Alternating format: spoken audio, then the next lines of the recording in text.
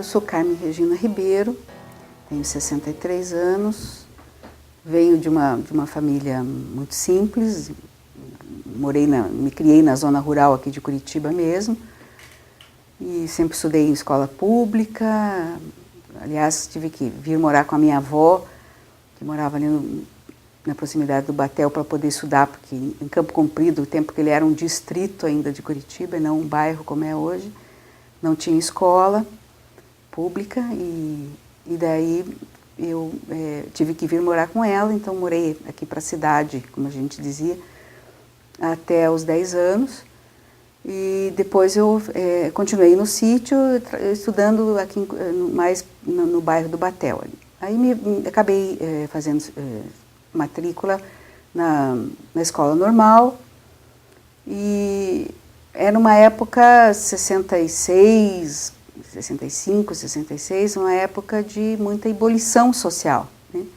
Então a escola para mim era um lugar de meu ponto de contato social e de me abria a visão para o mundo, para o social, e acabei, acho que até por influência do tipo de escola que eu frequentava, me fazendo inscrição para o vestibular de serviço social.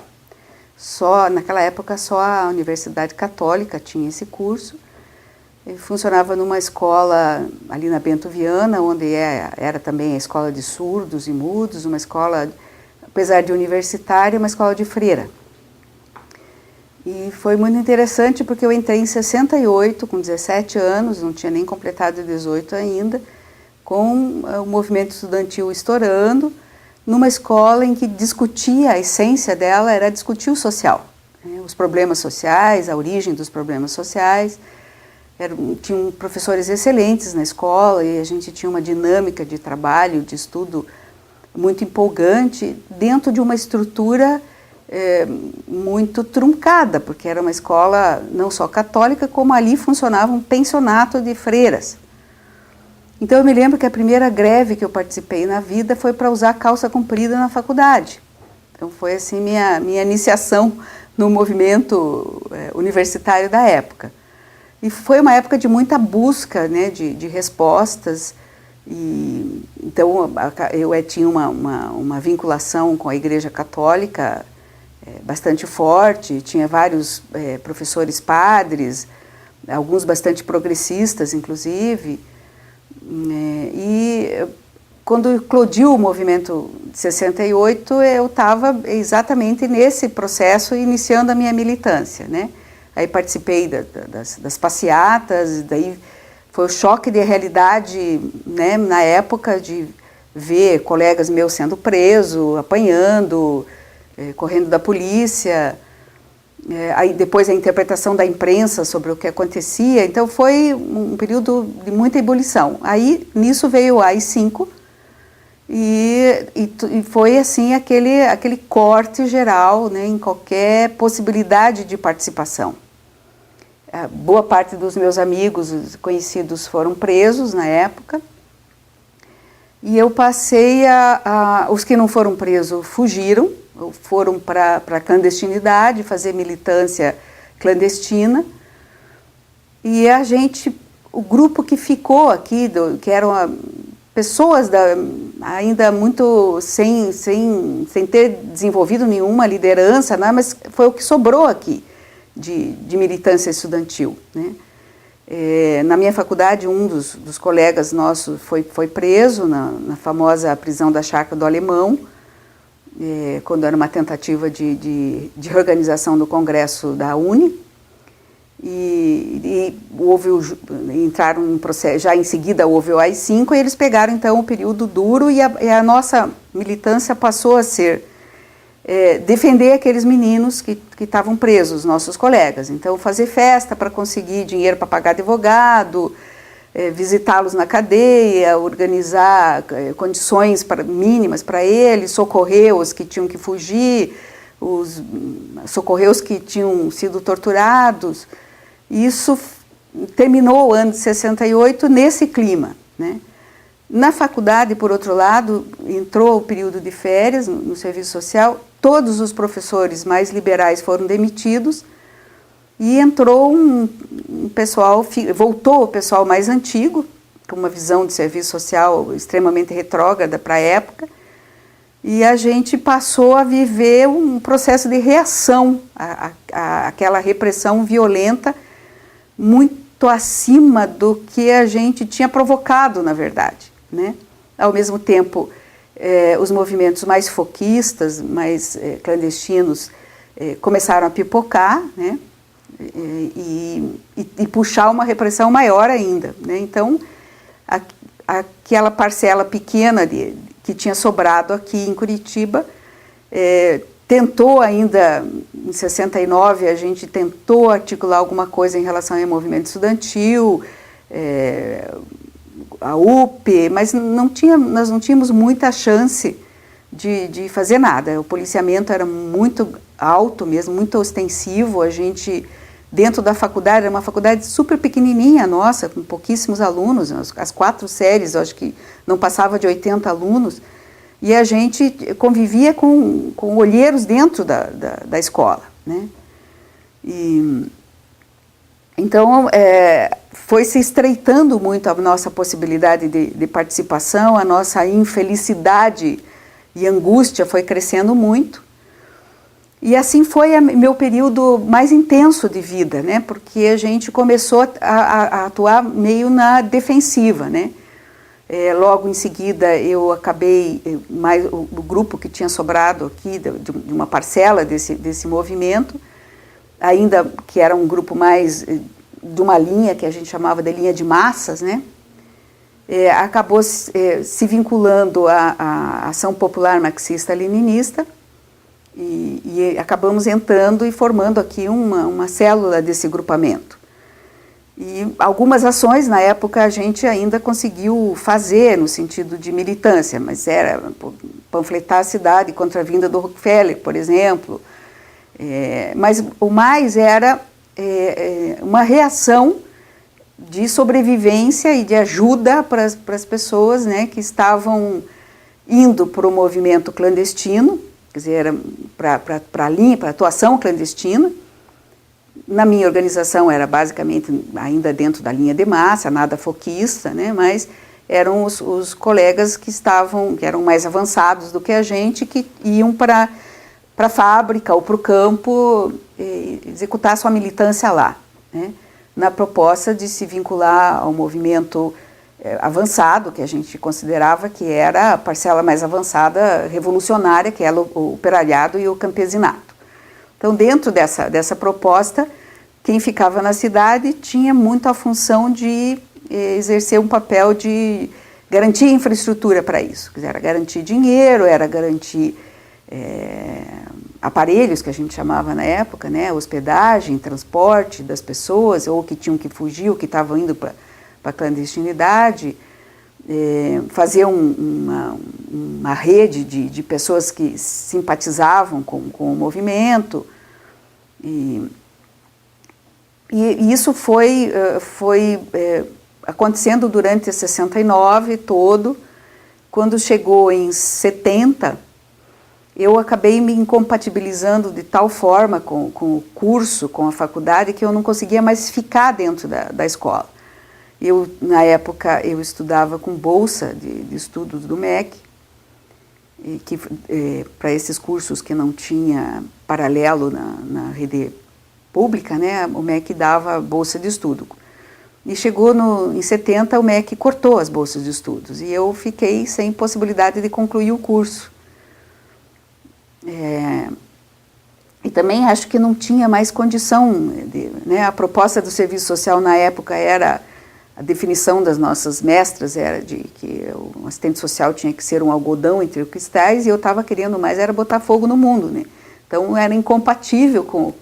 Aí eu resolvi largar a faculdade, deixar essa faculdade, e fiz de novo o vestibular e fui para fazer ciências sociais na Federal, até porque a gente avaliava na época que a faculdade católica não era o foco principal de atuação para o restinho que tinha de movimento estudantil, e nem para angariar simpatizantes para a causa da Revolução. Então a gente concentrou esforços na Federal e eu fui para a Federal. Nesse período, o meu namorado na época era o Cláudio, ele era um militante bancário, tinha liderado a greve de 68 bancária, o Sindicato dos Bancários sofreu uma intervenção e o Cláudio foi preso. Ele foi preso, ficou 19 dias incomunicável, a gente não sabia dele, eu tive que me esconder porque eles procuravam a namorada ou a companheira dele, não sabiam bem quem era. E daí toda a relação da gente de fazer visita ele ficou preso ali no quartel da Rui Barbosa. Então a gente se organizava num grupo grande de amigos, principalmente mulheres, para visitá-lo e ver quando abriu, quando eles relaxaram a prisão, a incomunicabilidade dele, né? A gente passou a visitar e daí foi também um período bastante tenso. Ele sofreu tortura, viu tortura dentro do quartel e ficou bastante abalado. Quando ele saiu, ele estava bastante desestruturado, não podia voltar para o sindicato, porque o sindicato estava sob intervenção. Eu estava iniciando um novo curso na Federal, aí a gente acabou resolvendo casar. Então, no meio desse tumulto todo, nós casamos. Aí também foi um motivo de rompimento maior ainda com a minha família, que eu já estava bastante afastada, porque resolvi não casar na igreja, casei só no civil, sem vestido de noiva, sem enxoval, sem casa, e ele foi morar com a gente na república que eu morava, né? Nessa altura eu já tinha saído de casa para poder ter um pouco mais de liberdade, né? E a gente casou nesse clima bastante complicado. Depois ele voltou a trabalhar no banco, mas nesse período começou a acontecer, eu era professora, eu era funcionária da prefeitura, tinha uma função lá no Departamento de Bem-Estar Social, e um dia eu estava trabalhando e recebi uma comunicação de que as pessoas com quem eu militava, que faziam parte do meu grupo, estavam sendo presas. E era basicamente a liderança do nosso grupo, que era o Ivo Toné, também um estudante de filosofia da Federal. Nessa altura, eu acho que o Ivo já tinha até se formado. Foi preso e começou daí todo um trabalho entre nós de articulação para ver quem que não tinha sido preso, quem que estava aí. E nisso o Cláudio ficou bastante abalado com essa situação e a gente avaliou que a gente não podia deixar ele ser preso de novo. Não sabíamos exatamente se atingiria ele ou não, e daí tomamos a decisão de fugir, de sair de Curitiba, e a gente saiu com o apoio da família dele e fomos, toda uma história gozada, inclusive, que hoje a gente conta e ri entre os amigos, mas a gente não podia parar na rodoviária de São Paulo, e o nosso destino era São Paulo, para daí ir para Minas, para o interior de Minas, onde ele tinha família na zona rural. Então a gente chegou na rodoviária de São Paulo, pegou o primeiro ônibus que dava para ir para a cidadezinha do interior, para ter uma parada na casa de um tio dele, né? E o ônibus que era para Campinas, nós descemos no meio do caminho, carregando umas malas enormes, sem querer chamar atenção, né? E daí eu dizia para ele, vamos pegar uma carona para chegar. Ele falou, não, é muito arriscado, tal. Aí acabou passando uma carrocinha, um cavalinho, assim, tal. Aí o camarada falou assim, vai descer, vamos para a cidade? Eu disse, vamos sim, senhor, o senhor nos dá uma carona. Aí botei a mala em cima, quando o Cláudio viu, eu estava sentadinha já, né? Então, nós que não queríamos chamar muita atenção, chegamos na cidadezinha do interior de São Paulo, onde o tio dele era gerente do banco, de carroça, né? E lá ficamos um tempo até a gente conseguir viabilizar a nossa ida para o interior de Minas, e ficamos 2 meses lá, na roça, né? Não tinha nem luz, não tinha banheiro, não tinha roça mesmo, assim. Aí ficamos lá, pescando, conhecendo os parentes e apavorados sem saber o que estava acontecendo no resto do mundo, porque notícia não circulava, jornal nem sequer chegava na cidadezinha. E daí tivemos contato com uma parte da família do meu marido, que era de Guaxupé, e foi através de um deputado do MDB. Na época existiu a possibilidade da gente ir embora para o Chile. Mas eu não aceitei, achei que que eu não tinha noção do que estava acontecendo para tomar uma decisão desse tipo, né, de ir embora para o Chile e não poder voltar mais para o país, né. E depois aí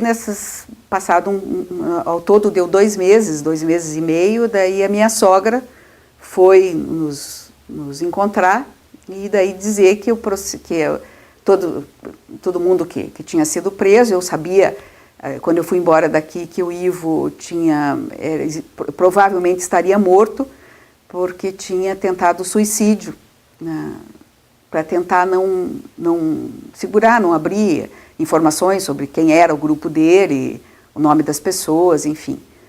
Daí, quando ela chegou, ela contou que ele não estava morto, que ele estava preso ainda, que tinha algumas outras pessoas presas e que eu ia ser julgada à revelia se não me apresentasse. Daí a gente tomou a decisão de voltar e me apresentar.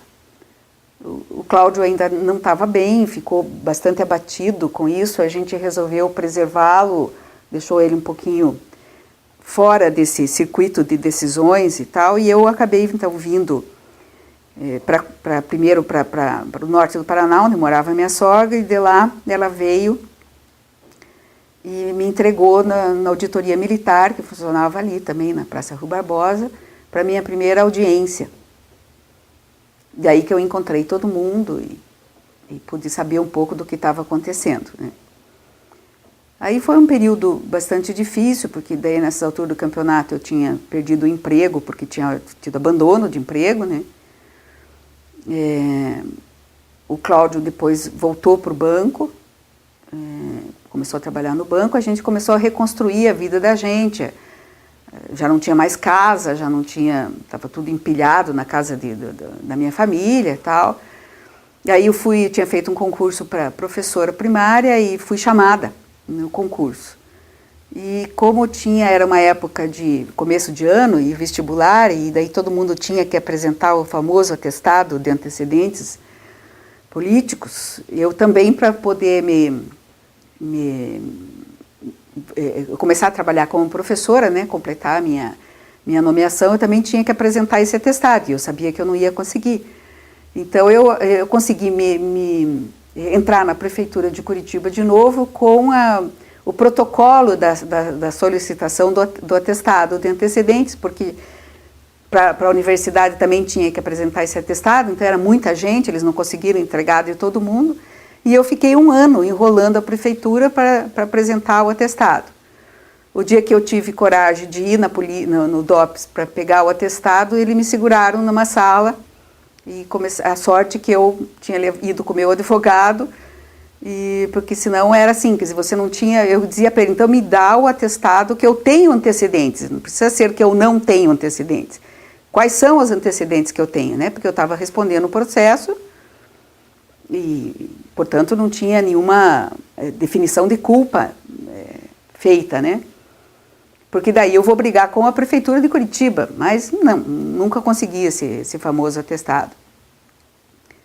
Aí eu respondi processo e nós fomos todos absolvidos por falta de provas na época, né?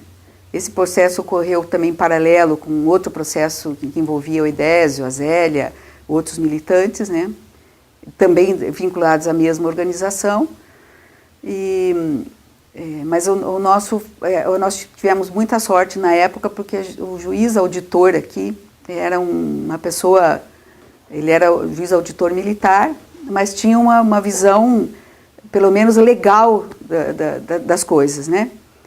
E a gente isso nos ajudou muito, e a ele parece que teve complicações muito sérias com ele, que ele acabou tendo represálias por essa atitude, né?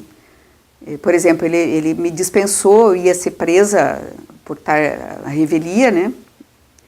Mas como eu me apresentei, ele não decretou a minha prisão, então eu pude responder em liberdade.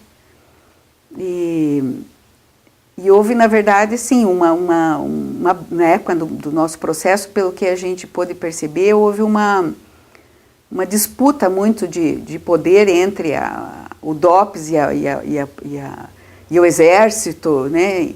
E acabaram montando um processo que não tinha... Se você lê do que eu sou acusada, é de participar de uma reunião para tentar rearticular o Partido Comunista, quer dizer, era até sem muita base legal, assim, né? Mas isso foi uma marca para o resto da vida, né? Que nos perseguiu por um bom tempo. Nessa fase eu já estava então casada, já tinha voltado para a universidade, para o curso de Ciências Sociais, e já nasceu minha primeira filha. Então foi uma fase assim de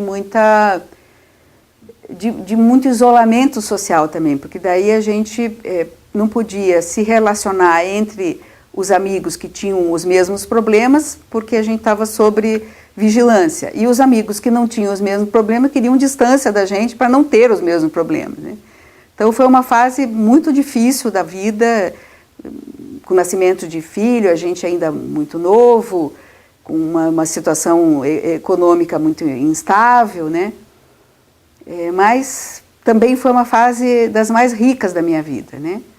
Ainda quando eu estava grávida da minha filha, os amigos comuns que tinham filhos pequenos se organizaram para poder cuidar dos filhos, e ali nasceu uma proposta que foi uma das coisas mais bonitas que eu participei, e de grande aprendizado para mim, que foi a construção de uma escola, uma cooperativa, que era a Associação de Estudos Educacionais e sua escola, que chamava Oficina, que começou como um revezamento de mães para cuidar dos filhos, né, entre amigos, e acabou sendo depois se profissionalizando. A gente acabou se organizando como uma cooperativa de pais, e que a gente tinha toda uma proposta metodológica, uma abordagem educacional bastante interessante, os custos eram cotizados conforme a renda.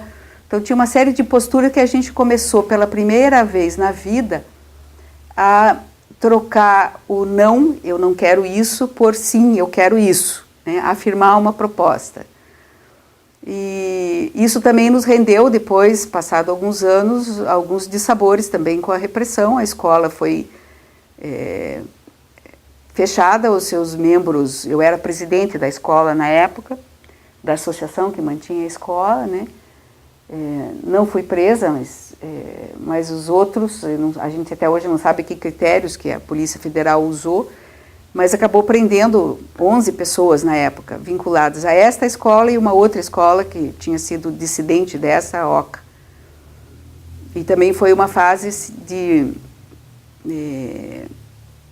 extremamente pesada para a gente, porque a gente manteve a escola aberta, a gente teve uma atitude de enfrentamento, com muito medo, porque a gente não sabia ainda, estava no comecinho da abertura, né? Aí teve uma série de coincidências na época que, de novo, a confusão entre a Polícia Federal e grupos mais radicais e mais pesados que tinham sequestrado, no mesmo dia que eles prenderam legalmente as 11 pessoas, um grupo vinculado ao DOPS sequestrou a Juracilda Veiga, que era uma estudante de jornalismo vinculada à Igreja Católica, e sumiu com ela. Os dois fatos aconteceram junto, e isso deu uma dimensão muito grande para os acontecimentos aqui em Curitiba. A gente passou a ser notícia internacional. Por sorte, também a coordenadora da Anistia Internacional estava no Brasil, acabou vindo para Curitiba, e a Cúria Metropolitana acabou, por conta da vinculação da Juracilda com a Comissão de Justiça e Paz e comunidades de base, abriu a Cúria e acabou tendo que depois, acho que meio a contragosto na época, mas conduzindo um processo político que nos ajudou muito na época, acabou libertando as pessoas, e o processo acabou dando em nada, né? Mas a vida da gente todos esses anos era uma vida de sobressalto, né? Várias vezes na minha vida eu tive que sair de casa porque a gente tinha uma notícia de que o quartel estava de sobreaviso, que estava na iminência do golpe dentro do golpe, e a gente seria os primeiros sempre, né? Então, volta e meia, eu catava filho no colo, grávida do outro filho que já estava para nascer nessas alturas, ia dormir fora de casa.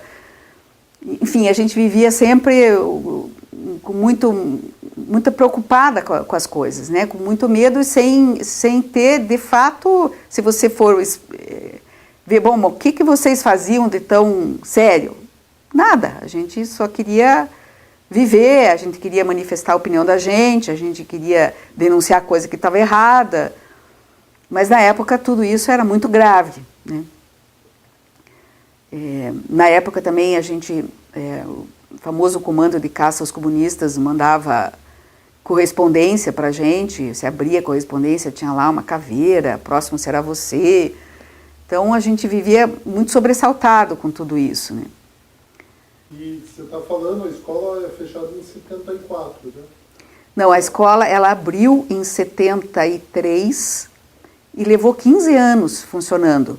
Mesmo depois desse período que foi 77, 78, que aconteceu esses fatos que eu relatei, a escola se manteve aberta, os meus 2 filhos passaram por essa escola e eu ainda fiquei vinculada a essa escola mesmo sem as crianças lá, e ela depois foi fechada porque não deu mais conta financeiramente de se sustentar. Até porque daí já, nessa época, já 80 e poucos, a participação social se ampliou, né? Então as pessoas que antes se dedicavam àquela escola só, até por falta de qualquer outra opção, né, passaram a ter N outras opções, né? Eu mesmo passei a militar no movimento popular, no movimento de apoio, assessoria aos movimentos de moradia, de formação das associações de bairro.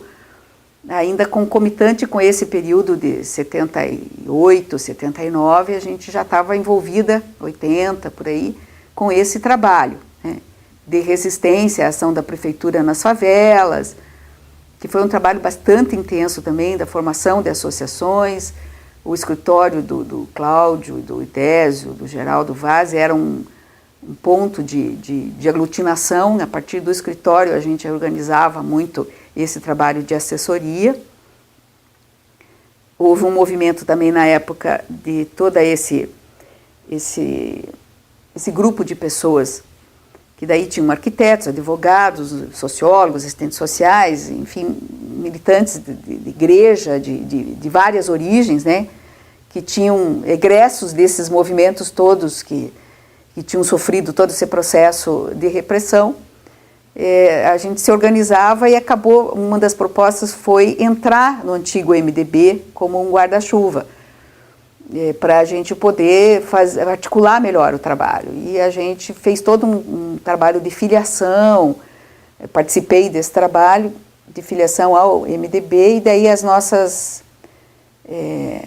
filiações foram rejeitadas pelo partido no nível municipal, depois aceitas pelo partido no nível estadual, mas nessas alturas já a proposta de constituição do PT já estava sendo colocada, e aí acabamos não viabilizando muito esse caminho por dentro do MDB, onde acabou um grupo vinculado ao Requião, permaneceu na proposta do MDB e a maioria do pessoal saiu, né? O Requião participava desse trabalho, desse movimento com as associações de moradores, em que a gente fazia reunião embaixo da árvore com as pessoas, conversando, e educação popular, que também foi um movimento muito intenso na época, e um movimento também de resistência e de afirmação de uma outra proposta, né, em relação principalmente aos direitos de moradia da população mais pobre, né. E assim a gente foi, aí veio a proposta de constituição do PT, eu fui fundadora do PT, e dentro de uma perspectiva que não tem muito a ver com o PT de hoje, né? Mas que era uma proposta de um PT bem mais revolucionário, mais democrático, constituído por núcleos de base. Então a gente passou a fazer todo o processo de legalização do partido, que isso nos envolvia todas as horas de sobra da vida, fora trabalho, a gente dedicava a isso, né? A organização do PT, a filiação, a fazer bazar, festa, jantar, o que fosse para conseguir dinheiro. E também foi um processo muito rico nesse período que vai até as primeiras, na verdade até a primeira candidatura do Lula, né? Que até o PT chegar no poder, né? Acho que a gente esteve envolvido com todo esse período na militância dentro do partido daí, né? A faculdade do serviço social era UCP? Era católica. No tempo não era PUC ainda, não era a Pontifícia Universidade, era faculdade católica, né? Vinculada à católica. Depois o curso abriu em outras, na Espírita, em outras faculdades. Mas eu nunca mais retomei, abandonei realmente. Carmen, quando foi editado o AI-5, você tomou conhecimento da lei e já sabia da repercussão? Já sabia. Como foi esse processo? Onde que você estava? O que te chamou a atenção no momento, na edição da lei? Eu sabia que era o golpe dentro do golpe, que era a agudização daquilo que a gente já vinha sofrendo, né? A partir de 64, quer dizer, em 64 eu tinha 14 anos, então eu só me lembro das escolas fechando, uma sensação, um clima de insegurança e uma reação. Eu era de uma família que não tinha grande participação social, uma família conservadora, simples. Eu fui a primeira mulher da família a fazer um curso universitário, então era um pouco...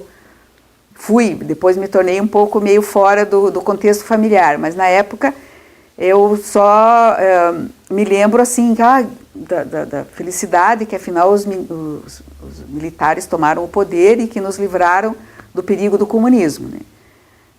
Na escola eu me lembro de matérias, daí começou a ter todas aquelas matérias voltadas para lavagem cerebral da população, né? O SPB, moral e cívica, e a gente fazia aqueles trabalhinhos assim, que na ditadura, né, do comunismo não tinha liberdade de imprensa, não tinha liberdade de correspondência, de ir e vir, e depois eu fui vendo acontecer isso tudo dentro do processo da ditadura militar, né? Então aos poucos eu fui tomando conta do que estava acontecendo nesse país, o que tinha sido o ato, né, o golpe de 64, e principalmente quando eu entrei na universidade em 68, em que se discutia profundamente isso, né? Então, quando dá o AI-5, a gente sabia que as coisas estavam se agudizando, então quando eu soube pelo rádio. E daí fiquei horrorizada, porque o pessoal, os amigos tinham, né, os militantes da famosa chácara do Alemão, estavam presos e que isso ia significar realmente a barra pesar muito mais para cima deles, né? E que foi exatamente o que aconteceu. O primeiro julgamento eles pegaram, uma turma pegou 2 anos, a outra turma 4 anos, depois houve um rebaixamento de 1 ano e 2 anos da pena, mas era o endurecimento mesmo das condições, né? Então foi um divisor de águas mesmo para a gente. Você lembra do golpe onde você estava? Isso te marcou, o golpe? O golpe não, porque eu tinha 14 anos, eu fazia ainda, estava na 8ª série, naquele tempo era a 4ª série do ginásio, né? O que eu senti só foi assim, um agito e fechamento da escola por 2, 3 dias, que a escola ficou fechada e nada, depois voltamos à vida normal, não tinha percepção disso, né? Eu fui tendo percepção disso mais tarde, mais próximo de 68 mesmo, 67, daí quando eu já estava na escola normal, e que daí você começava a estudar um pouco mais comecei a estudar sociologia, entender um pouco do que era essa sociedade, do que era o poder político, o poder econômico, e fui conseguindo entender um pouco melhor. Mas clareza mesmo, eu acho que você acaba tendo quando você vive a coisa intensamente como foi 68, porque daí não é só um conhecimento intelectual, é um conhecimento afetivo também, né? Você está ali vivendo aquela realidade, né? Vivendo o cacete da polícia, vivendo a espreita, né? Eu me lembro do dia que esse colega nosso que ficou um ano preso, quando ele saiu, a gente foi buscá-lo o medo, inclusive, a hora que ele saísse, que pegassem de novo, né, que sequestrassem. Então, a gente foi em comitiva, organizamos uma festa na escola para ele, e o DOPS veio junto, participou da festa junto, sabe? Então, era uma invasão, assim, completa de privacidade, você não tinha privacidade nenhuma, né? Todo o arsenal de informações que eles tinham a respeito da gente no DOPS era muito grande. Nesse período também, depois já em 70, foi quando? 73, 74, eu me formei, em 75 eu fui contratada pelo IPARDES. E o IPARDES era um órgão do Estado, recém-iniciando suas atividades, que tinha um pessoal com uma cabeça muito boa lá dentro, que estavam querendo fazer realmente pesquisa na área econômica, na área social. E a gente eu trabalhei como estagiária, inclusive, ainda quando estudante e tal, e depois, quando eu me formei, fui contratada lá. E 2 anos depois, a gente foi demitido de IPARDES. Foram 4 pessoas que foram demitidos da noite para o dia. Eu estava tendo o meu segundo filho, eles esperaram, na verdade, eu tive o neném, 3 dias depois eu soube que seria demitida. Foi também um processo bem difícil, porque o presidente do IPARDES, na época, deixou claro que a ordem partia da 5ª Região Militar. E a gente não entendia, porque eram 5 pessoas do IPARDES. Todos tinham algum tipo de passado com envolvimento político. E a gente sabia que uma demissão naquelas condições era impossibilidade de trabalho. Licionar, que era uma das áreas que a gente podia, não íamos conseguir, porque não conseguimos atestado de antecedentes, né, para entrar. Então, a gente acabou optando pela carreira técnica, porque era onde tinha mais chance, né? E eram economistas e sociólogos, basicamente, que estavam nessa condição.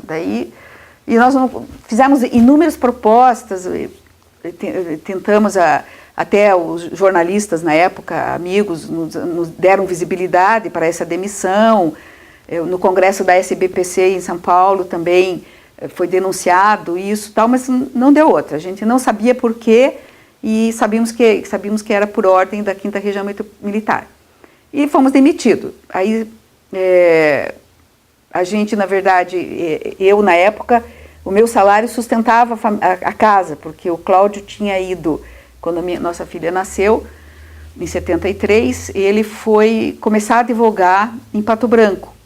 E nessa época, 77, ele estava voltando de Pato Branco para voltar para cá. E ainda estava com o escritório começando e tal, então era o meu salário que sustentava a família, né? E eu estava tendo um segundo filho, quer dizer, uma coisa super complicada, um bebê, né? 2 filhos e desempregada e sem possibilidade de trabalho. A iniciativa privada, naquela época, para sociólogo, era praticamente nada, né? Daí eu acabei indo fazer o mestrado de História. Só tinha 2 mestrados aqui no Paraná, na Federal. Um de Educação e um na área de História. Daí acabamos, eu e uma colega, que tinha sido demitida junto, ela também com 2 filhos pequenos. O marido tinha também, fazia engenharia, porque quando foi para a clandestinidade, acabou perdendo o curso, então voltou, estava terminando a engenharia. Nós 2 ficamos na Rua da Amargura, sem emprego, sem nada. Aí resolvemos fazer esse mestrado, e estávamos as 2 estudando em casa para o mestrado, toca o telefone, a terceira, que tinha sido demitida também, que era a Sueli Aten, ligando: vocês viram a Folha de São Paulo hoje? Eu falei: não, a gente não viu, então vão na banca e comprem, que vocês vão entender por que nós somos demitidos. Aí a gente saiu correndo, foi na banca na esquina, comprou, estava lá a lista dos 97 comunistas, a famosa lista do Silvio Frota. E é nosso nome lá, a gente achando que os 97 comunistas eram altos figurões em Brasília, que nada, estava lá Jorge Wilman, São Paulo, gente conhecida e tal, mas estava lá o nosso nome. Então, aí a gente entendeu o porquê da demissão do Ipardes na época, né? E não tinha o que fazer na época. A gente era CLTista, né? Contrato CLT, eles mandavam embora a hora que quisesse, né? Mas isso depois da abertura, depois da lei da anistia e da abertura dos arquivos, do DOPS aqui, a revista Veja fez uma reportagem sobre isso e daí saiu a história toda nossa, documentada. Então eles tinham tanta certeza de que nada iria lhes acontecer, que eles, mesmo na época, a lei não permitia mandar embora por problema político, né? Mas eu me lembro que na época o secretário do planejamento era o Belmiro Jobim Castor Valverde lá. Ele manda um ofício para o governador sugerindo que para cumprir a ordem da 5ª Região Militar de nos despedir, que para não evitar tumulto, balbúrdia, que fosse sendo demitido um de cada vez para não chamar atenção, estava lá publicado na Veja. E daí isso nos deu possibilidade de, usando a lei da anistia, entrar numa ação, né, que foi o Cláudio que fez essa ação, de 4 de nós, e a gente acabou, os 4, ganhando essa ação 10, 11, 12 anos depois, né. Mas esse é um outro episódio também que foi bastante complicado na época, né. Por quê? Porque significava que ninguém nos daria emprego, né? Porque contra uma ordem da 5ª Região Militar, quem queria dar emprego? Então a gente foi fazer o mestrado para ganhar uma bolsa da CAPES, para poder sustentar a família, dar de comer para os filhos. Na verdade, eu nem queria fazer mestrado na época. Deu certo? Deu certo? Deu, a gente ganhou essa bolsa e durante um ano a gente sustentou a casa, eu e a Bernadette, com a bolsa do CAPES, até que o escritório do meu marido começasse a dar algum rendimento, né? Daí, quando terminou os créditos, eu acabei não conseguindo nem ter o título de mestre, porque eu não consegui fazer a tese daí, né, a dissertação na época.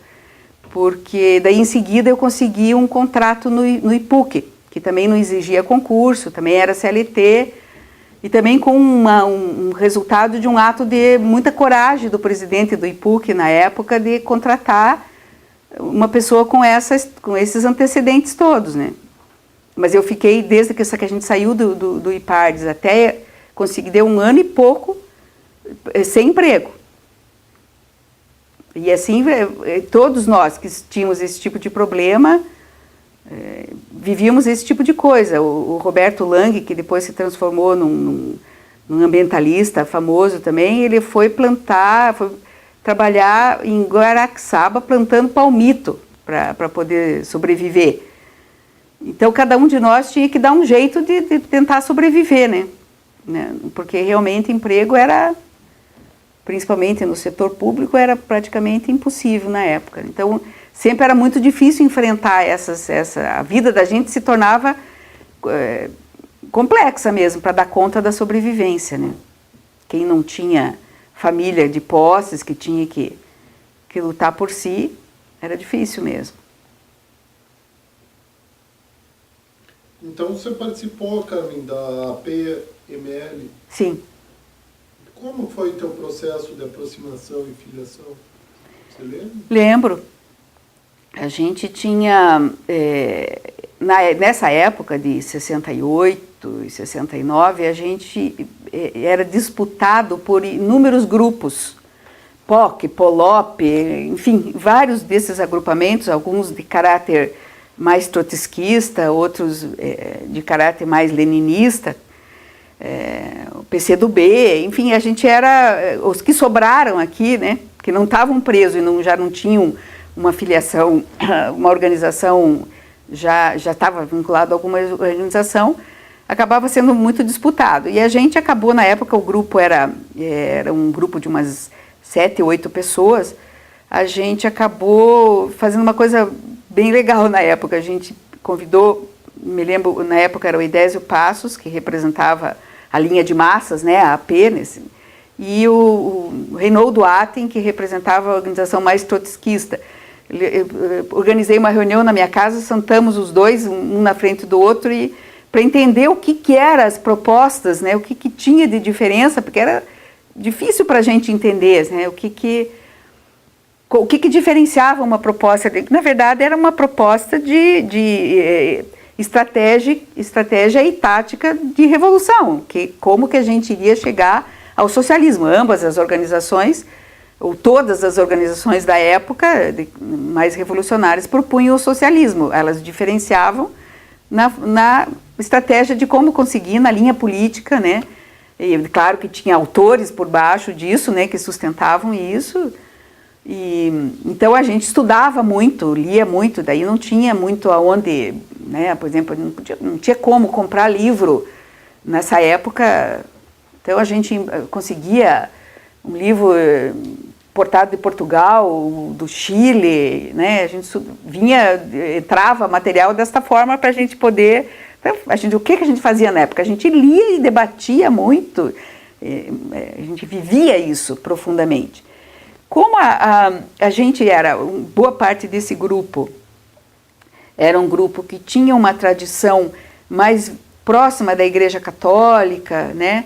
De Jacques, Juque, aquelas tendências que a Igreja, organizações que a Igreja mesmo fomentava e que nessa época estavam também em decadência, porque não podiam mais se sustentar dentro dessa nova realidade, estavam se transformando, né, a própria AP é resultado da mudança dessas agremiações mais vinculadas à Igreja Católica, né?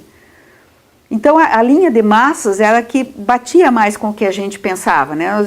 Muitos de nós estudávamos serviço social, que tinha toda uma visão de participação social, de empoderamento das massas e tal, enquanto que as outras correntes eram correntes mais foquistas, né? Que propunham que a parcela avançada da sociedade que tomasse de assalto, né, a guerrilha e coisas assim. Então, a gente foi cativado por uma proposta que batia mais com aquilo que a gente achava que era mais correto, né? E daí a gente recebeu a vinda de uma pessoa da organização que veio para cá, era uma pessoa do Nordeste que também estava já na clandestinidade e que coordenava esse trabalho aqui em Curitiba, né? Então a gente fez uma cerimônia de aceite da proposta, que era meio que era uma coisa meio religiosa até certo ponto, né? Porque era meio que... Porque, na verdade, era uma substituição um pouco da fé, da crença, né? Eu penso. Porque a gente colocava um pouco a vida da gente na mão da organização. Ela que decidiria se a gente ficava, se a gente não ficava, se a gente mudava de lugar, se mudava de faculdade, era muito decidido coletivamente, né? Coletivamente ou... Coletivamente, mas com uma forte orientação. Por exemplo, a organização definia, olha, agora o importante para nós é a sustentação da luta no campo, por exemplo, né? Porque essa teoria toda dizia que a gente iria, que a luta viria do campo para a cidade. Então, o campo era onde tinha que ser fortalecido, né? O Partido Comunista do Brasil também sustentava a mesma coisa, tanto que organizou o Araguaia, né? Então, e essa era uma decisão. Então, se de repente viesse a proposta para você se vincular ao campo, como foram vários, né? A gente debatia isso coletivamente, se passava por uma avaliação, se você tinha ou não tinha condições para isso, tal, e meio que você acatava essa decisão coletiva, né? Então, era uma coisa meio de... E era muito... eu penso hoje, coitado dos nossos pais, né? Porque... eu nunca reclamei dos meus filhos, porque o que eu dei de trabalho para eles, de preocupação, porque a gente punha a vida em risco mesmo, né? Eu tive vários amigos que eu conheci, pessoas que eu conheci que morreram realmente, né? Presos e torturados. Então era pôr muito risco na vida mesmo, né? Mas eu me lembro, foi uma cerimônia muito bonita de aceite, né? Não, era uma reunião onde se era exposta o estatuto da organização, né? E que você se declarava aceitando ou não aquelas condições, passava por uma avaliação do conjunto das pessoas ali, e daí da forma de se organizar em célula, em grupos. Então era uma coisa assim que fazia sentido para a gente, né? Dava sentido para ver. A gente fez um retiro de um fim de semana inteiro, discutindo, estudando, e até formalizar essa nossa vinculação à organização, né? E daí isso significava contribuir financeiramente, né? Então eu me lembro, na época eu era estudante, ganhava salário de estagiário, mas eu não abria mão, estava lá a minha participação mensal, e daí a gente também recolhia entre as pessoas mais próximas. Então era um compromisso de vida mesmo, assim, né? Muito, muito profundo para a gente na época, né? E que tarefas você em especial, Carmen, era designada para cumprir? Olha, a gente tinha um jornal chamado Jornal Libertação, que era um jornal clandestino, que a gente recebia e que tinha que entregar para pessoas que a gente chamava de simpatizantes, né? Então, entregar esse jornal, muitas vezes discutir com essas pessoas uma forma de contribuição financeira, ou a disponibilização da casa para fazer uma reunião, ou para abrigar alguém que estava fugindo, ou que tinha que se deslocar para ingressar no trabalho clandestino. Então a gente fazia muito esse trabalho de articulação de infraestrutura, né, para sustentar o trabalho principal, que era o trabalho no campo, ou o trabalho nas fábricas.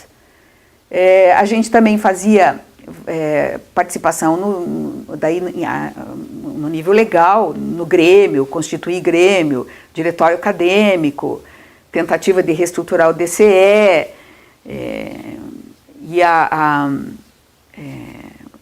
e algumas ações clandestinas, grandes ações clandestinas, que era o quê? Sair de madrugada, ir para a vila com um panfleto na mão, então fazer o panfleto, rodar o panfleto no mimeógrafo, a álcool, no mimeógrafo elétrico, aquela coisa de 1800, assim, né? E daí sair com aquilo, eu como era mulher, ainda tinha um militante que tinha carro, então eu ia com esse militante, porque para proteger um pouco. Mas o resto do pessoal pegava um madrugueiro, então se alguém quiser saber quem é que tinha panfletado, era fácil, o cobrador via descer e tal, né? Os cachorros da vila acordavam a vila inteira latindo até a gente panfletar, ou pregar selinho da proposta de voto nulo, da denúncia da repressão. Então era muito esse tipo de trabalho que a gente fazia, né? De panfletar na escola. Eu me lembro que contra a vinda do Rockefeller, por exemplo, eu saí amanhecendo o dia, fui para a escola ainda estava abrindo, eu entrei sorrateiramente, panfletei todas as classes, saí depois, fui tomar café e tal, e voltei como se eu tivesse chegado no horário na escola e tal. Então esse tipo de coisa que a gente fazia, mapear todos os prédios da Rua 15, todos os edifícios que a gente tivesse acesso na parte externa, lá em cima do prédio, né? Porque daí lá a gente fazia os panfletinhos e deixava empilhado com um gelo em cima, por exemplo. Aí quando o gelo derretia, o vento levava e a gente já não estava mais lá, e daí panfletava a cidade. Então esse tipo de ação era uma coisa que a gente fazia muito. E muita reunião de estudo, né? De discussão, de aprofundamento de linha teórica, tal, que a gente tinha que ser bom na coisa, né? E sustentar discussões na faculdade com o professor e tal. Então a gente fazia muito esse tipo de ação. Dentro da escola também tinha debate político, da escola oficina, Carmen? Não no sentido político, nesse sentido de luta pelo poder, não, né? Mas a gente tinha muita discussão sobre qual o modelo de educação que a gente queria para os nossos filhos, e muita discussão de conduta, né, de valores, né.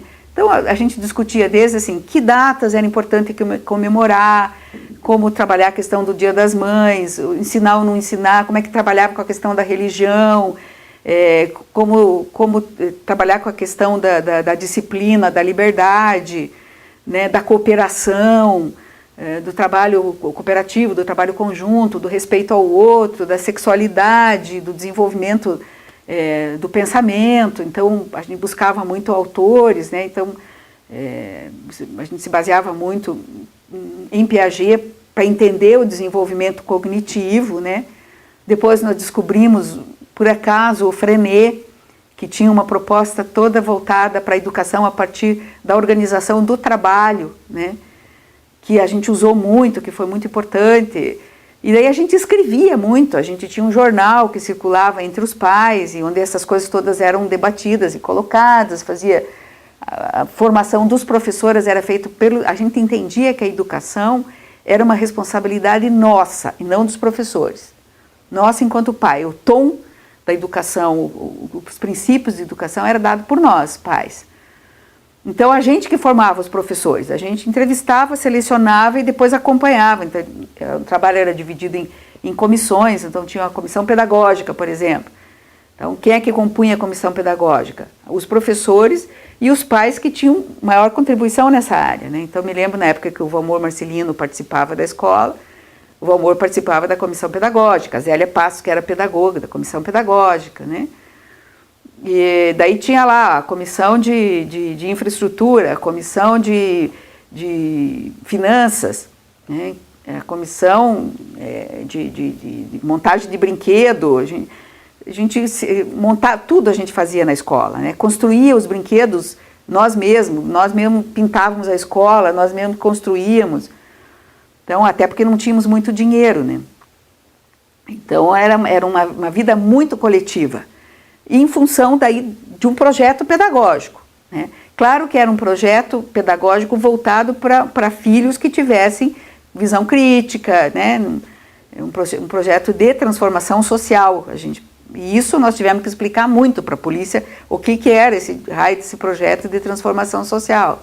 Porque eles achavam realmente que a escola era uma fachada e que a gente estava reorganizando o Partido Comunista por trás. Mas não tinha nada disso mesmo. Era uma escola e a gente estava organizando uma escola crítica, né? E dentro da escola oficina, quais eram as correntes que estavam ali, as antigas correntes, porque muitos já tinham se afastado? Tinha gente de tudo. Ali? Tinha gente da AP, tinha gente do PCdoB, tinha gente do POC, POLOP, todas aquelas organizações clandestinas, porque tinha ruído tudo, né? Então, a gente acabava conseguindo manter uma unidade em torno do projeto pedagógico, né? Porque ninguém já estava mais militando nas suas organizações, elas tinham morrido muita gente veio de prisão, de tortura, né? Então, até era uma forma da gente ter uma vida social entre nós, né? Então, não prevalecia muito problema de corrente política ali. O que houve na escola foi uma cisão grande que aconteceu principalmente com o Valmor Marcelino, a esposa do Valmor e mais 2 ou 3 pessoas vinculadas a ele, que é uma coisa que nunca ficou muito bem explicada. Depois o Valmor teve uma história toda de entrar e sair intempestivamente dos movimentos, que eu acho que era muito uma composição meio pessoal dele, assim, né? Como ele tinha um poder de argumentação e de liderança muito grande, ele levava alguns grupos junto, né? Mas eu acho que era uma disputa mesmo de ego, assim, a impressão que eu tenho é que era mais isso. Eu nunca consegui entender exatamente o que estava acontecendo, né? Mas foi uma cisão muito doída para a gente na escola, porque era uma coisa que a gente sempre trabalhou muito junto, tal. De repente começou a haver uma disputa interna que descambou e separou o grupo. Eles foram construir uma outra escola e a gente ficou com a oficina. Quantas famílias circularam por ali ao todo, da ordem que estavam participando ativamente? É difícil dizer. A escola normalmente tinha assim entre 30 e 45 crianças, né? Muitas eram irmãs, então assim, digamos umas 20, 25 famílias durante um ano ali, né? Mas claro, as crianças iam crescendo e entrando gente. E as mais variadas pessoas, não eram só pessoas que tinham um passado político. A gente teve gente que era até meio, uns pais mais dos últimos anos da oficina que eram meio punk. Então, sabe, tinha umas coisas também que não eram muito alinhadas assim com uma visão determinada, visão política. Teve gente de pessoas que vieram morar no Brasil, americanas inclusive, famílias americanas, família canadense, que se afinavam porque estavam procurando uma proposta mais alternativa para a escola, né, para os filhos. Então tinha gente inclusive com religiosos, né, nós tivemos um casal de canadenses que depois voltou para o Canadá, e que eles vieram para o Brasil como missionários, né, e também ele era um técnico, trabalhou no IPARDES um bom tempo, e foi uma das figuras fundamentais na construção da escola. Então, mas ele abria mão, quer dizer, ele não colocava a visão religiosa dele na escola, né? Isso ele reservava para a casa dele. A gente conseguia se respeitar nesses termos, né? Desde que você não tivesse uma visão retrógrada dentro da escola, né? Por que ela foi fundamental, cara?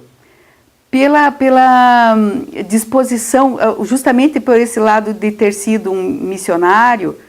Então, era uma pessoa muito que se doava muito. Ele, a família, ele, a esposa. Então, eles agregavam muito as pessoas, eles tinham uma visão do coletivo muito forte, né? E isso era importante para uma experiência que estava se afirmando, né? Uma visão muito boa também de educação, uma relação com os filhos muito interessante. Era um pessoal que agregava muito, né? Carmen, em que ano que se começou o curso na Federal, Ciências Sociais? Eu fiz 68, 69, em 70 eu estava na Católica, daí 70 eu fiz vestibular e 71 eu entrei em Ciências Sociais. Como foi essa volta que você teve que se apresentar no DOPS? Você mencionou que tua sorte foi ir com o advogado. Com o advogado, Por que a tua sorte, Carmen? Porque eles iam me segurar lá dentro, começaram um interrogatório, daí o advogado chegou junto e daí falou, ela veio aqui só buscar um documento, né, vocês não têm direito de interrogar, foi assim, ele se sentiu mais acuado, mas eles estavam prontos para fazer o interrogatório, né, e eu poderia ali, naquela época tudo era possível, você podia entrar ali e não sair, entende, porque eles faziam o que eles queriam, né. Eu tive um outro episódio, quando eu fui visitar esse pessoal que estava preso no AU, a gente tinha direito de visitar, acho que era quinta-feira, na hora do almoço, e no parlatório. E no domingo eu fazia visita daí de mais tempo, assim, visita no refeitório que eles tinham, a gente podia ir lá. E eu fui numa quinta-feira visitar esse amigo meu, que era o Hélio, que estava preso lá. E eu percebi que estava tumultuado ali no AU, que tinha muito carro do DOPS entrando e saindo e tal. Daí, quando ele chegou para falar comigo no parlatório, ele falou que estava todo aquele agito porque tinha chegado de São Paulo o Vitório Sorochuk e a Palmira. A Palmira tinha sido uma liderança da Casa da Estudante Universitária e o Vitório tinha ido, não sei porquê, ser interrogado em São Paulo e estava voltando. Então estava tudo alvoroçado assim, né? Muito carro, e eu acabei, então, ele me deu umas roupas que eu tinha que levar para casa para lavar e consertar, eu ajudava ele nessas coisas. E eu saí com o pacote de roupa e quando eu saio de dentro do prédio, ainda dentro do pátio da prisão do AU ali, eles me cataram e me prenderam, a DOPS. E eu, o que foi? Não, você vai ficar aqui e tal. Me deixaram dentro da sala do diretor. Estava vazia e tinha um velhinho nessa sala, que depois eu vim descobrir que parece que era o sogro do diretor, que tinha sido diretor de penitenciário e gostava de ir lá e tal. E o velhinho conversando comigo, e eu nervosa para chuchu, porque eu não sabia o que podia acontecer comigo ali, né? E eu vi que eles estavam esperando mais alguém, eles queriam prender mais alguma outra pessoa. E eu me lembro que eu falei, bom, eu tenho que fazer uma revista dentro da minha bolsa para ver o que tem dentro da minha bolsa, porque Aí eu falei, bom, eu confio nesse velhinho ou eu estou lascada, né? Aí eu abri minha pasta da faculdade e lá dentro eu tinha panfleto contra o Rockefeller, eu tinha um monte de coisa, anotação de reunião. E abri o pacote de roupa que esse meu amigo tinha me dado. E estava cheio de bilhete também dentro do pacote de roupa. Nada sério, tudo bobageira, mas tudo aquilo podia ter uma grande significado para a polícia, né? Eu ia talvez apanhar muito para explicar alguma coisa. Daí eu fui rasgando esses papéis e jogando um pouco no cesto de lixo do diretor, um pouco eu jogava pela janela, um pouco eu punha no bolso, um pouco eu comi desse papel todo. E até que eles vieram me buscar e me levaram para o carro. Daí nisso foi preso também, a pessoa que eles estavam esperando era o Padre Santo, que era diretor do seminário dos Salesianos, onde tinha seminarista preso lá dentro, que era o Mânfio. E eles prenderam o Padre Santo. Então fui eu e o Padre Santo, e mais a irmã do Dácio, que também estava preso lá, que estava hospedada nos Salesianos para cuidar do irmão, e que decidiu, ela não estava presa, mas ela decidiu que ela não ia abandonar a gente. E foi junto, entrou no carro e foi junto. E eu sei que daí a gente foi para o DOPS, eles interrogaram, mas eles queriam o Padre Santo, porque eles estavam interessados no Padre Santo. E a gente daí foi solto. Mas eu me lembro que, quando eu estava sozinha no carro ainda, eu vi passar por perto do carro da polícia, no pátio da penitenciária, uma pessoa conhecida. E eu me joguei em cima do segurança e gritei para a pessoa ver que eu estava sendo presa, porque eu não podia ser presa sem ninguém ficar sabendo, porque o meu fim podia ser a morte. Então, hoje contando parece um exagero, mas na época era plausível, você sumia mesmo, entendeu? Sabe lá o que eles tinham na cabeça, o que eles pensavam, sei lá, né? Coisas que a gente vivia na época, por exemplo, quando eu estava desempregada do IPARDES, recebendo aquelas cartinhas do CCC e tal, eu resolvi passear com meu filho na frente de casa, de carrinho, para tomar sol, um inverno danado, um bebezinho pequeno, e eu estou andando com o carrinho e entra na rua uma moto de um cara encapuzado. Para mim era um cara encapuzado, coitado, era um motoqueiro morrendo de frio, um capuz daquele que só tinha o olho de fora. A sensação que eu tive é que ele ia me metralhar, porque era isso que estava na cabeça da gente, né? Então, o que eu fiz? Eu empurrei o carrinho do bebê para bem longe de mim e me encostei no muro e fiquei esperando a rajada. Aí o motoqueiro passou, eu tô inteira aqui, saí correndo atrás do carrinho. Já estava lá longe, coitado do carrinho. Daí, claro, depois eu tive uma crise de choque da minha insanidade, né? Quer dizer, como que o cara ia me metralhar de cima de uma moto? Mas você não pensa nessa hora, né? Eu tinha acabado de receber uma carta do CCC, realmente era... Então, esse clima de pavor, de medo, é que marcou muito a vida da gente, né? Sem base... O que você estava fazendo? Nada, uma escola. Estava tendo filho, trabalhando. Mas, enfim.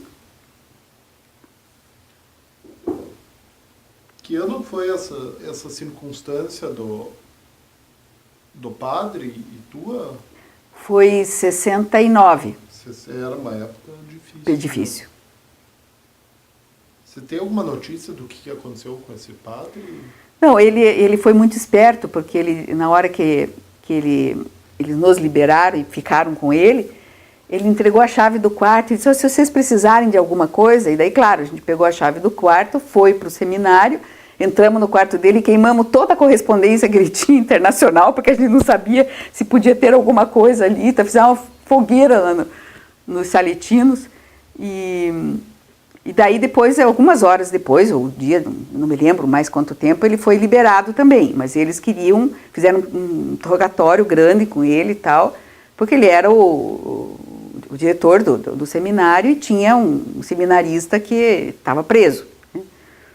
E tinha tido uma participação grande na passeata de 68, parece que foi o Mânfio que deu uma paulada na cabeça de um guarda e machucou o guarda e tal, então eles fizeram todo o interrogatório para saber que nível de envolvimento que ele tinha Então ele ficou numa situação complicada, porque ele não podia dizer que ele tinha conhecimento de tudo que o menino fazia, né, porque ele se comprometia. E também não podia dizer que o menino fazia revelia, porque ele carregava em cima as tintas em cima do menino. Então mas ele era um sujeito muito, muito especial. Depois ele deixou a batina, casou, teve filhos.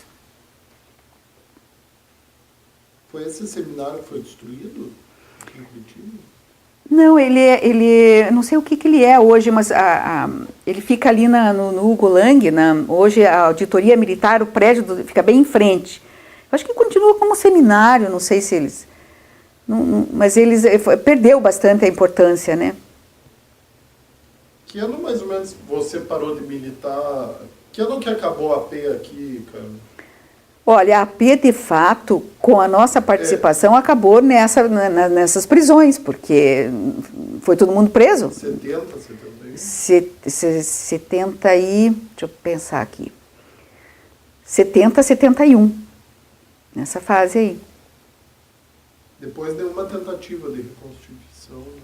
Não, com a nossa participação, não. Você chegou a militar na universidade, daí você para de militar e vai recobrar a militância já no período final, na associação de moradores, é isso? Na verdade, assim, a gente, nessa fase de 71, a gente ficou mais em função da sobrevivência mesmo, né, de reconstituir a vida, responder processo. Então, a vida ficou muito voltada em relação ao processo que a gente estava respondendo, e de reconstituir a vida minimamente, trabalho, essas coisas assim. Mas como eu estava na universidade ainda, né, eu estava estudando ainda, a gente continuou tendo uma militância daí a nível de grêmio, de curso, de respaldar, era mínimo assim, por exemplo, respaldar os professores bons, entende? Ficar atento com os professores que eram dedo duro, participar um pouco dessa dinâmica da universidade, era isso, e sempre montando grupo de estudo, a gente sempre estudou paralelo, porque na universidade, por exemplo, eu fiz o curso inteiro de Ciências Sociais sem nunca ter estudado Marx, era proibido, não tinha, então o curso foi fraquíssimo, frágil, né? Então o que a gente compensava estudando em grupo, montava grupo de estudo e estudava. A minha turma era dividida bem ao meio, assim, 15 eram mais de esquerda e 15 mais de direita. E a gente, tanto que eu não consigo nem lembrar os outros 15 exatamente quem eram, assim, não conseguimos fazer nem relação entre a gente. Então esses 15, 16 por aí se ajudavam mutuamente, estudavam junto, montavam um grupo de estudo, seminário, discussão. Aí fazíamos curso, me lembro, a gente gostava muito da área de antropologia, que era um pessoal mais esclarecido, que estava dentro do departamento de antropologia. Cecília Helm, que era filha do Vieira Neto, que também um comunista conhecido da época, nessa época já um senhor. Mas a Cecília possibilitava fazer curso, por exemplo, com Maurício Strattenberg, que vinha de São Paulo. Só fazer um curso já era um ato político, sabe, na época. Era uma coisa impressionante. Eu me lembro de um curso do Maurício Strattenberg para trabalhar Weber, quer dizer, não tinha nada de autor revolucionário, não era isso. Era estudar a burocracia em Weber, era o tema do curso. A reitoria mandou gravar a palestra dele, e ele resistiu e dizia que não aceitava que gravasse. E aquilo ficou em impasse, a turma toda no anfiteatro ali da Federal, os professores da antropologia ali, e o Maurício Strattenberg dizendo, se vocês não tirarem o gravador daqui, eu não dou aula. Ou eu vou dar no meio da Rua 15. Nós vamos parar o trânsito e eu vou dar o curso no meio da Rua 15. Então, isso era um ato de resistência, né? E a gente firme ali com ele. Claro que nessa altura se tremia igual uma vara verde, suava frio, todo, né, o emocional da gente, que, sabe, se a reitoria não desistisse, ia para um impasse. Então, você veja, eram pequenas coisas que significavam atos de resistência, né? Organizar um grupo de estudo, montar um grêmio que não, né, tentar montar alguma coisa no diretório acadêmico. Isso tudo era textos mais progressistas, livros mais progressistas, tudo era um ato de resistência, né?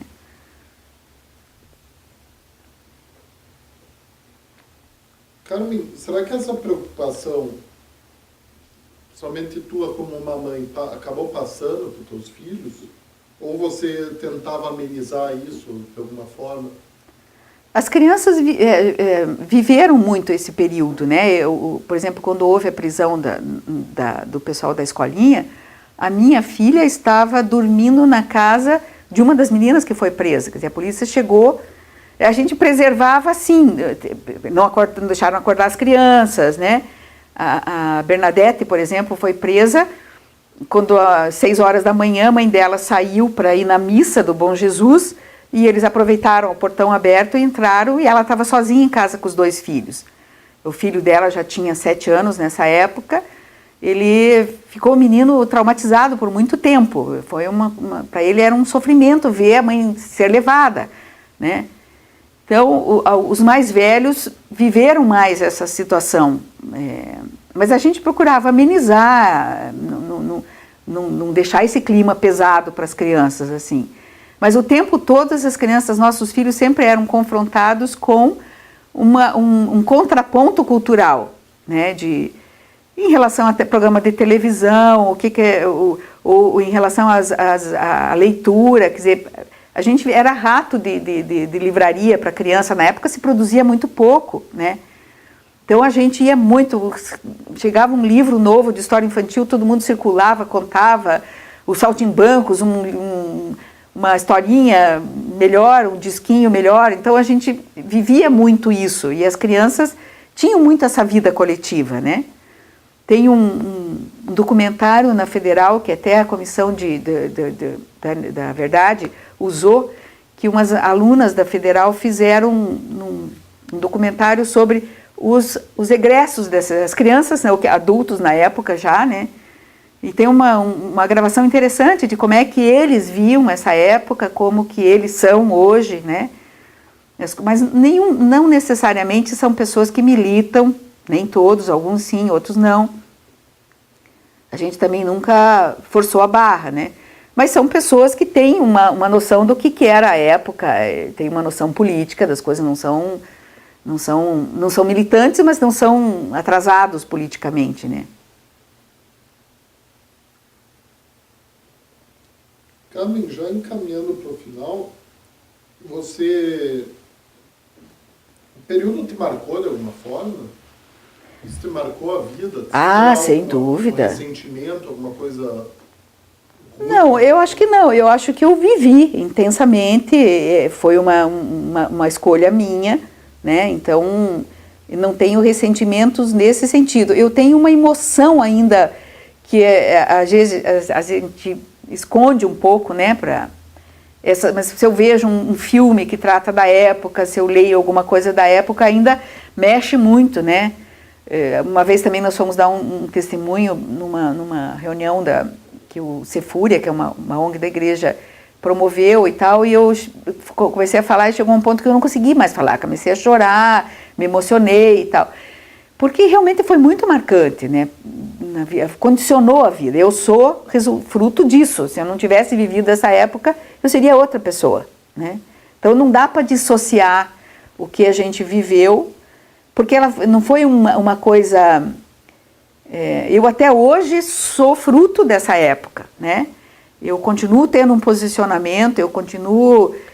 a minha vida inteira foi marcada por isso, né? Até a minha carreira profissional, tudo teve consequência em tudo, né? Então não tem como dissociar, sabe? Então realmente para mim foi um período muito marcante e me marca até hoje. Até hoje eu faço uma análise política de cada momento, de cada posição que eu vou tomar, de cada coisa que eu vou apoiar ou rejeitar, e resulta de uma análise que veio crescendo comigo nesse tempo todo, né? Não é o fato, por exemplo, de eu não estar militando mais como eu já militei, que diminui a visão que eu tenho, né? Que eu posso dizer, não, eu me acomodei. Não, hoje eu vejo as coisas com o resultado de uma análise que a experiência deu, né? Então, você vai ficando menos afoito, você sabe mais que não é tudo 8 ou 80, né? Que as coisas são coloridas, não são em branco e preto, que tem várias facetas que você pode analisar, que nem todo mundo que milita no movimento social é bom, puro, maravilhoso, como eu achava antigamente, que fazia muito essa divisão meio maniqueísta do bem e do mal, né? Então também diminui o teu afã, né? Hoje eu tenho coisas que são muito importantes para mim, que eu não abro mão, como é, por exemplo, a convivência com meus netos, que é super importante, né? E acho que meus filhos sofreram muito das horas que eu poderia ter dedicado aos filhos, eu dediquei à militância. Sempre procurei trazê-los junto. Então foram crianças que iam para a favela junto comigo, fazer filiação do PT, participavam das festas, vendiam brinquinho na barraquinha, quer dizer, eles sempre foram, isso faz parte da vida deles também, né? E isso não trouxe sofrimento para eles, né? Eles não foram alijados, eles viveram a vida que os pais viviam. E a gente também era muito preocupado em proporcionar coisas boas para eles, né? Então a gente sempre eu saía, às vezes trabalhava a semana inteira, chegava sábado e domingo, eu saía, ia para parque, ia para o passeio público, fazia coisa com as crianças, né? Todo o tempo que a gente tinha, eu dedicava muito aos filhos, né? Então eles também lembram disso como com gratificação, né? A vida coletiva deles, entre os nossos filhos, que foram criados tudo meio junto, assim, né? Eu não tinha muito apoio familiar, então eu contava muito com os amigos, e os amigos sempre foram muito presentes. Então eles se criaram muito como irmãos, assim, né? Se tratam até hoje. A minha filha é madrinha dos filhos do André, sabe? Eles têm uma relação até hoje, e isso foi uma coisa boa para eles também, né? Você chorava muito? Você tinha momentos de angústia muito fortes? Muito medo, muita ambivalência, né? Muita cobrança que a gente se fazia de ter uma postura de coragem. O pavor de ser presa e torturada era uma coisa constante, né? Então isso, putz, quanta noite que eu não dormia, sentindo assim a proximidade da possibilidade de me separar dos meus filhos, de ir presa, de ser torturada, de ver alguém ser torturado, era muito presente, né? Muito presente mesmo. E a expectativa que, enquanto eu estava na organização e mesmo depois, jamais eu me perdoaria se eu fosse presa, por exemplo, e dedasse alguém. Era uma afronta moral que eu não suportaria, né? Então o peso disso é muito, muito forte. Então eu sabia que se eu fosse presa e fosse torturada, eu tinha que resistir. E o medo de não resistir, né? Não que eu tivesse muita coisa, mas bastava eu dizer o nome de uma pessoa para aquela pessoa passar por aquilo que eu estava passando, né? Então era muito pesado mesmo. E claro que isso trazia muita angústia, e acho que marcou um pouco do jeito que você reage até hoje, né? Faz parte constitutiva da gente isso, né? Então era frequente lágrima? Sim. Muitas lágrimas. O Cláudio também tinha esses momentos de desespero, era diferente? O Cláudio também. A reação de homem é diferente, né? Às vezes ficava mais ansioso do que qualquer outra coisa. Ambivalente também, aquela necessidade o homem, né, de proteger o clã, né, proteger a família. Então, volta e meia, ele tinha uns ataques, assim, vamos sair todo mundo de casa, tá, cata os filhos e tal, e vai para não sei aonde e tal, porque está acontecendo alguma coisa e pode acontecer alguma coisa com vocês, né. Então, ele sofria muito também com isso, né, muita instabilidade, assim, né. E profissionalmente, como advogado, ele peitava muito também as coisas, né? O fato de definir que o escritório só trabalharia para trabalhador, né? Só fazia defesa do trabalhador, nunca do patrão, determinava uma linha, um ganho, uma série de coisas assim, né? E o escritório sempre foi um lugar que significava resistência. Então, havia risco, né? Então, a gente sempre viveu uma ansiedade muito grande, né? Até quando, mais ou menos, duraram esses... Eu acho que até se concretizar a abertura política mesmo, até... A lei da anistia não serviu, não foi um momento marcante? Não, porque as coisas não foi um momento. Quer dizer, foi um símbolo, né? Mas a gente, até hoje, você pensa, não foi desbaratado o poder paralelo. Onde é que ele está? Né? Tudo bem que todos envelheceram, já passaram tantos anos, mas tudo indica, por exemplo, essa ação policial extremamente pesada que acontece na favela, o medo que a gente tem de polícia, ele só não tem o componente político, mas a realidade é essa. Hoje eu tenho mais, hoje não, eu sempre tive mais medo da polícia do que de enfrentar a violência, né? É aquela música do Chico, né? Chame o ladrão, chame o ladrão, porque realmente, em quem que você confia?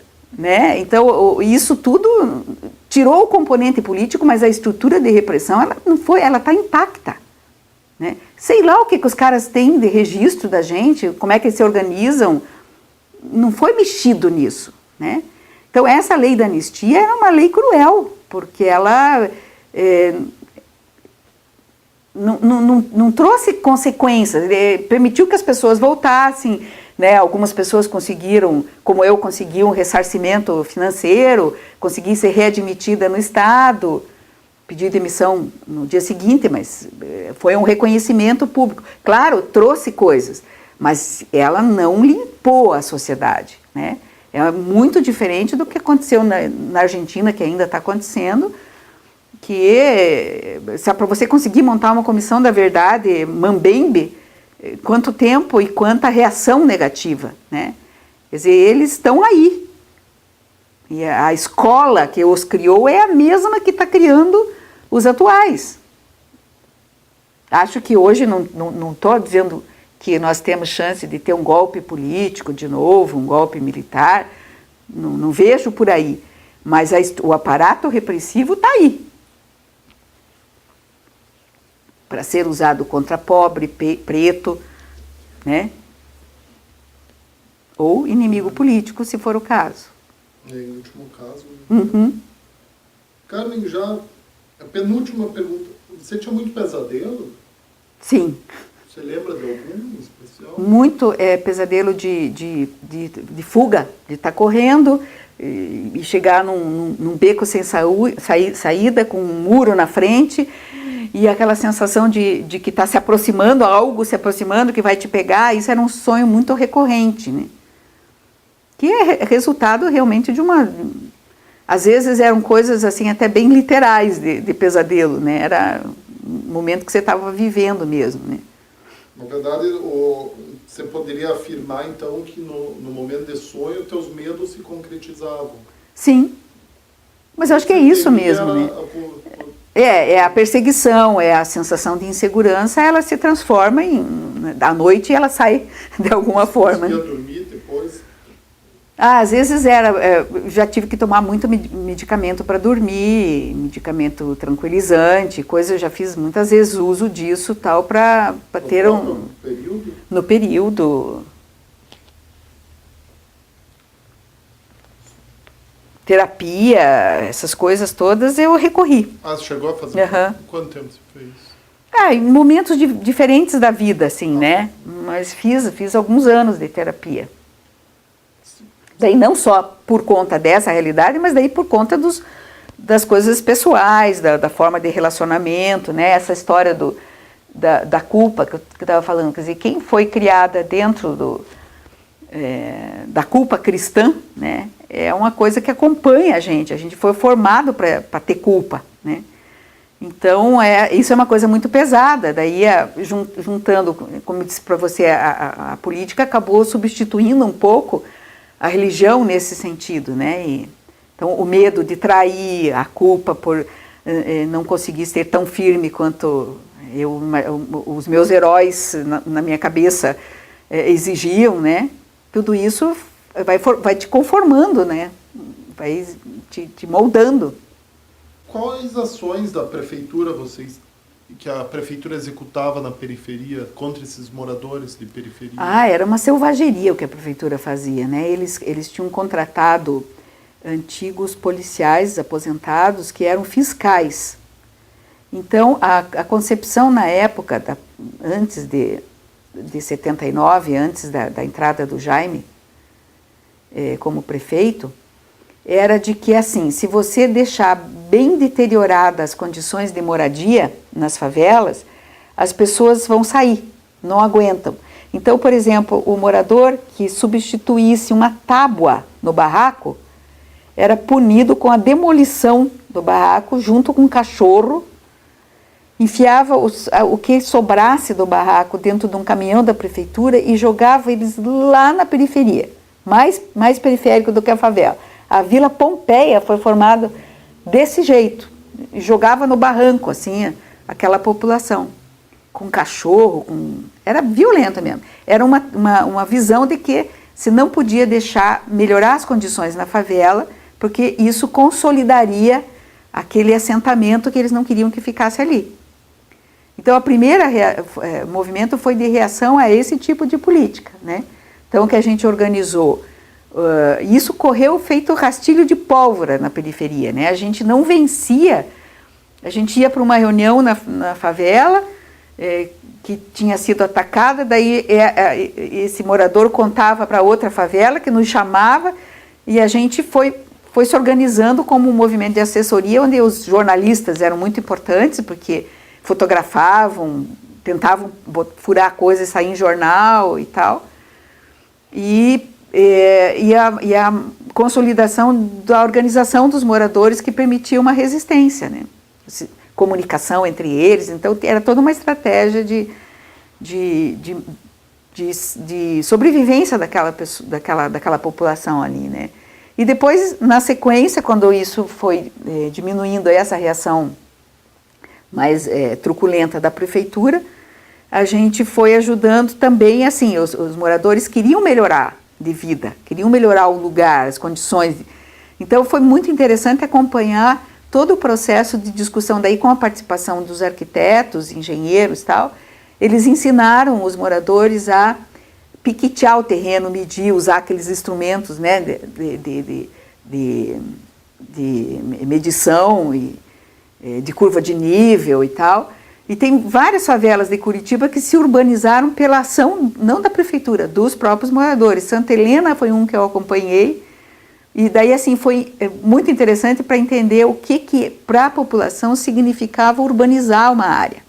Eles queriam ter as casas alinhadas, cada um com o seu lote definido, demarcado, e queriam dar nome para as ruas e botar um número nas casas. Isso era sinal de cidadania, o correio chegar. Então era assim, é isso que eles faziam, e a gente ia discutindo com eles o jeito de fazer isso, como tecnologia para não desmanchar a casa que já era precária, rolar a casa em cima de tronco até chegar no seu lugar certo. Isso o pessoal da engenharia e da arquitetura ajudava muito, né? E a gente ajudava nas discussões, na organização e tal. Foi um trabalho bonito de aprendizado, e depois eu fui trabalhar no IPUC, então casou muito, né, o que eu tinha vivido com, daí já numa nova fase do IPUC, de regularização de favela e tal, que foi interessante também. Então, depois de 85, você continuou com uma atuação política? Sempre, eu nunca parei. Mudava um pouco o que eu estava fazendo, mas sempre um movimento que a gente participou muito forte também foi na área da saúde, que foi a criação do Fórum Popular de Saúde, em que a gente participava de uma forma assim, tinha 40, 50 pessoas que se reuniam semanalmente para discutir a organização do sistema de saúde de Curitiba, do SUS, da reforma sanitária, né, antes do SUS mesmo. A gente participava daí já na condição de técnico, né, de um técnico engajado num processo político, né, de construção de uma política de saúde. Foi também um período que a gente... Então, são várias as ações, né, do movimento de moradia, acabou indo se consolidando outros movimentos, né, o do transporte, o da habitação, o da saúde, o movimento de creche, e a gente ia ser vinculando a esses vários movimentos, né?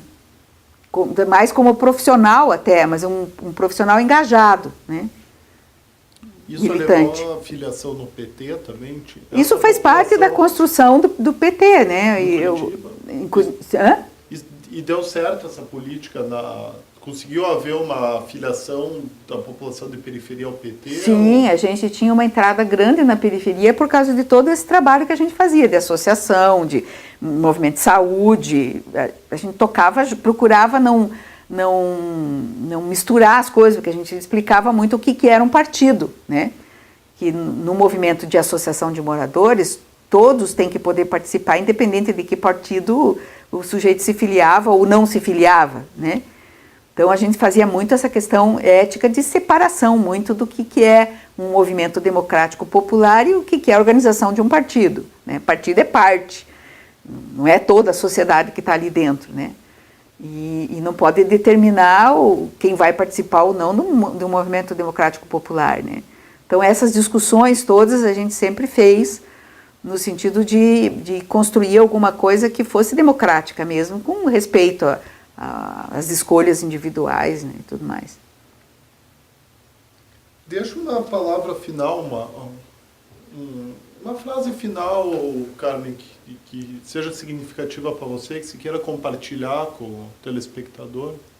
Olha, eu acho que eu não sou muito criativa para grandes frases, mas eu acho que é extremamente importante esse resgate que vocês estão fazendo, porque eu me pergunto quem vai escrever essa história, quando vai escrever, e como a gente está acostumado que a história é escrita pelos vencedores, né? Eu não sei se nós seremos os vencedores para escrever essa história, ainda tenho dúvidas disso, né? Então é importante que a gente construa essa história com as várias visões e com a experiência que a gente viveu, que isso seja registrado, resgatado, né?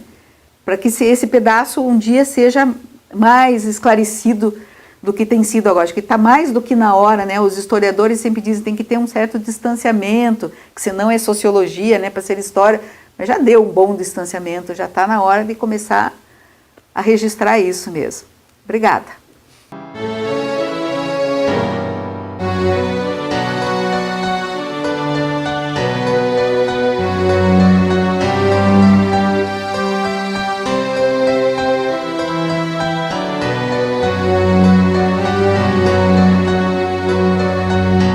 Ouça bem esta canção, ela fala pra você.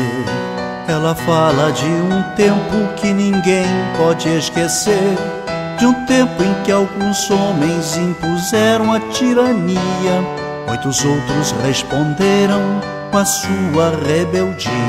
Os tiranos implantaram longa noite de terror, tentaram calar a todos, provocando muita dor.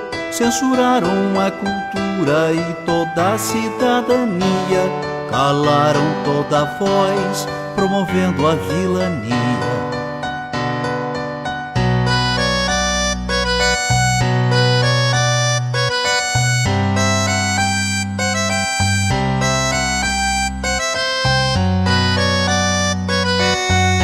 Pelas fábricas, escolas, nas ruas e construções, reagiu o nosso povo à violência dos grilhões. Resistiram estudantes, camponeses e operários, foram homens e mulheres a enfrentar os sanguinários. 3 reis, Zé e Désio, Seixas, Isis, Marighella, entregaram suas vidas pra vida ficar mais bela. Muitos outros foram mortos por lutar contra a opressão, ou desaparecidos, ou no exílio ou na prisão.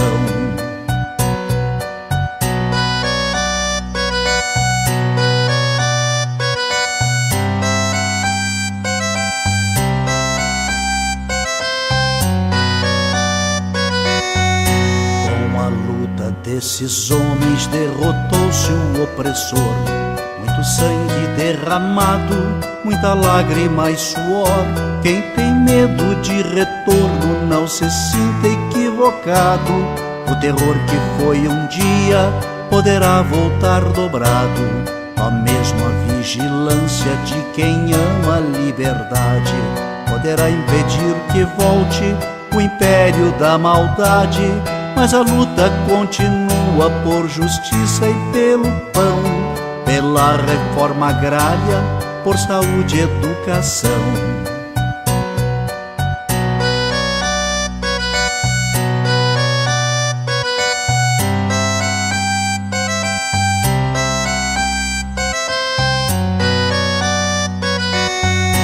A miséria ainda se espalha, a violência é assassina, juventude sem futuro, a história nos ensina. Só unido nosso povo vencerá a exclusão, um homem tendo por outro sentimento de união.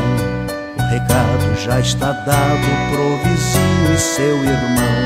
Quando a luta cai, o outro estende a mão. Não se cale quem tem fome, quem tem sede de ternura, pois a vida favorece a quem luta com bravura.